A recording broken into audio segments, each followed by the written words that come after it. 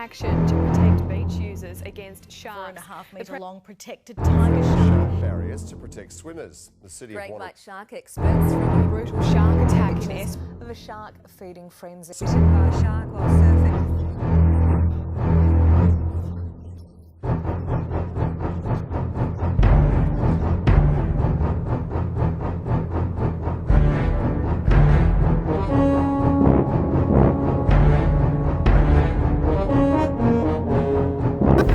Shark culling in Australia's oceans by the use of baited drumlines, shark nets and overfishing has caused major losses in shark species in Australian waters.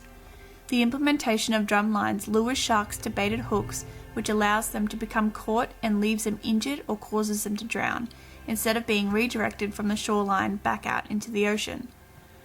The method of using shark nets is implemented by the deploying kilometres of net from boats, so that the sharks are unable to pass through.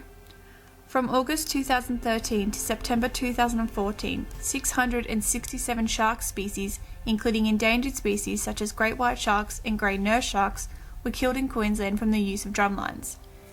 The shark control program was put in place in the early 1960s by using large fish nets deployed on the Sunshine Coast. The main reason for this was to reduce the number of species of sharks coming into contact with popular coastal beaches. In 2014, the Western Australian government brought in a policy for it to be legal to kill sharks caught in drumlines over 3 metres, and sharks that were found hooked but still alive were allowed to be shot and their bodies disposed of at sea. After a spate of fatal attacks off Western Australia from 2010 to 2013, the state government released this new shark plan that allowed large sharks to be removed from designated safe zones, and was originally designed to catch and kill tiger sharks, bull sharks and great white sharks, the most threatening shark species. New South Wales has also operated a shark culling program since 1935, but with no use of drumlines. But the environmental cost of this program, however, is high. Humane Society International noted that between 1950 and 2008, 577 great white sharks and 352 tiger sharks were caught in shark control nets in New South Wales. Over the same period, 15,135 other marine animals were caught and killed in nets. The principle behind the use of shark nets, drumlines and overfishing of sharks is to reduce the threat of shark attacks at popular coastal beach locations.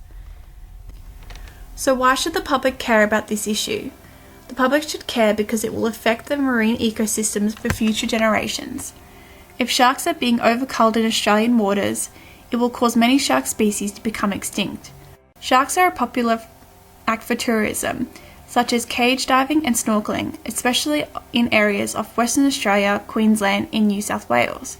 And this will cause economic effects on tourism because Australia is known for its pristine beaches and exotic wildlife. Sharks are a keystone species and play a very important role in maintaining a healthy, balanced ecosystem within the ocean.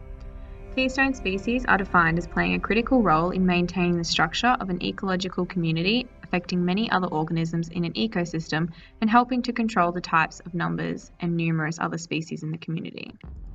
Sharks prey on the old, sick, injured, and slower fish in a population, keeping that population healthier. Some shark species also scavenge the seafloor to feed on dead carcasses. By the removal of the sick and weak species of the ocean, the risk of diseases being spread decreases. Without the removal of the unhealthy species, effects on the ocean's ecosystem could be damaging.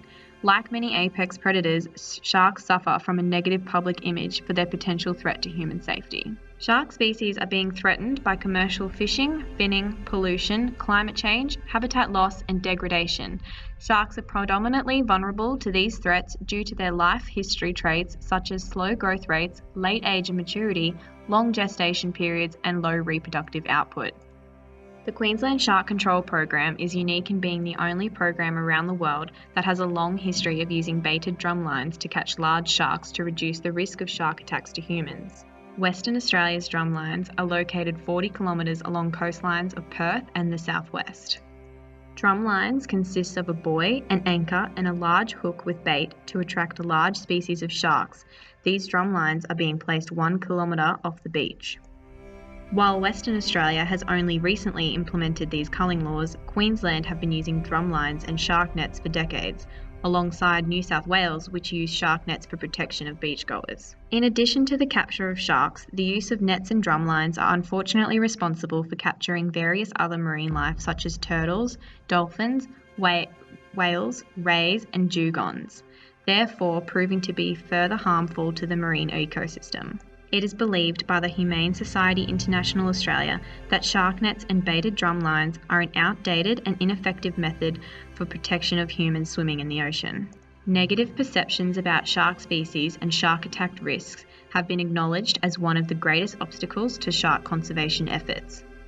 The International Union for Conservation of Nature has assessed that 1/3 of all open shark species are threatened with extinction.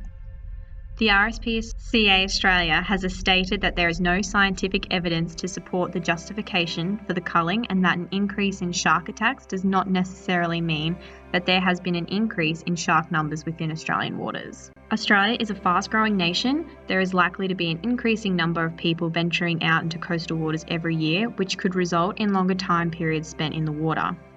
The term shark attack is commonly used to describe almost all interactions between humans and sharks, even those that involve no physical contact and do not lead to injury.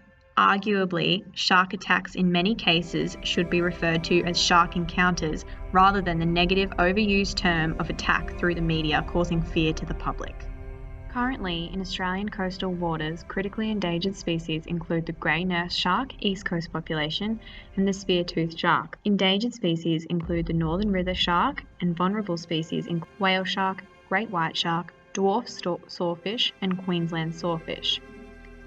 If society were to currently maintain the same implements for expelling sharks from coming into contact with beachgoers, the fate of many species will be lost. Shark attack mitigation systems have developed ideas that could help the future of shark conservation methods without the use of harmful baited drumlines or nets. SAMS and the University of Western Australia have collaborated to create a shark repellent wetsuit that deters sharks from attacking humans with visual trickery.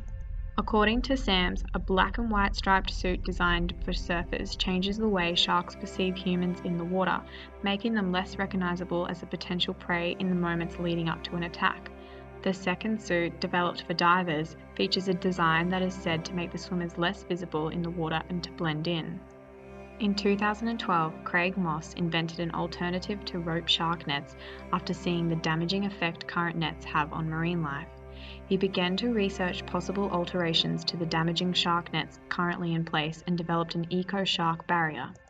This alternative sought an innovation to provide an ecological solution to stop shark attacks whilst protecting marine life. To create this product, he used strong, hard but flexible plastic. The openings in the barrier measured around 30 centimeters at their widest point, and any marine life within these measurements can freely swim in and out of the barrier with no harm, and any animal that is larger than the openings in the net will simply bounce off the barrier and swim away.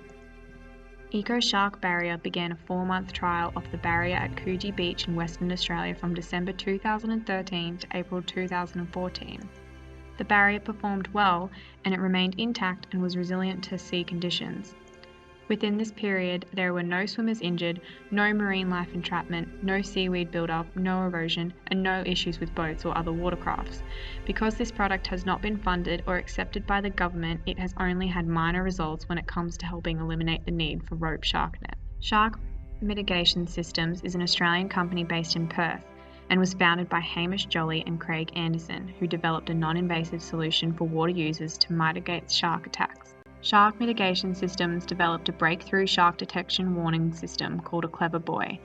This system is being designed to be developed at beaches that have a potential threat of shark attack. The technology utilizes a combination of newly developed sonar interrogation software and satellite communications that provide critical warning systems to beachgoers and vital information to shark researchers around the globe. Clever Buoy does this by measuring the shark's unique sonar and returning alerts to lifeguards through Optus satellites. Shark Mitigation Systems has the potential to revolutionize beach safety and provide information to the beach and ocean users. For major changes to occur, the main element that will help these species regain a healthy conservation is education. If marine ecosystems were to be truly conserved, fishing was to cease momentarily, individuals were educated on the key role sharks play, and more public awareness was created, the future of shark species in Australia would be able to exist for future generations. If shark culling continues and these patterns of continuous culls, not to mention climate change and the stress of pollution and sediment runoff into the ocean, there will be irreversible cascade effects on marine species that rely on sharks. Take practical measures when swimming in the ocean. Avoid interactions with sharks, such as avoiding swimming at dusk and dawn, swimming between the designated flag zones at beaches, and not provoking or interacting with sharks in the wild, and this will in turn limit the number of fatalities in the water. Preemptively killing sharks is a response based on emotion rather than scientific data. Before suggesting that Australia should cull economically and ecologically important shark species with no scientific assessment of their populations, Australia needs to firstly educate people about the risks involved when entering into the ocean. Let us all say the pledge. I now am a shark, not a mindless eating machine. If I am to change this image, I must first change myself. Fish are friends, not food.